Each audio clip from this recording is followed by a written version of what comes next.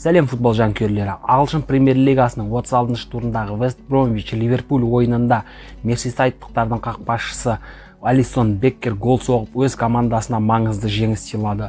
Ойынға қосылған 5 минуттың соңында өз әріптестеріне көмекке бұрыштама добына барған қақпашы Юрген Клопптың командасына Чемпиондар лигасы үшін талас жүргізуіне мүмкіндік сыйлады.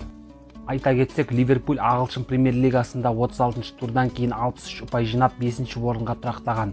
Осыған дейін ағылшын премьер лигасы аясында Петер Шмейхель, Брэд Фридель, Асмир Бегович, Тим Ховард сынды қақпашылар көзге түскен еді. Енді олардың тізіміне бразилиялық киперді қосса болады. Барша Ливерпуль жанкүйерлерін осындай маңызды жеңісімен құттықтаймыз. Құрметті көрермендер, егер де сіздерге видео ұнаса, арнаға тіркеліп лайк басуды сұраймыз. Сіздермен бірге болған мен Батиньо KZ каналы.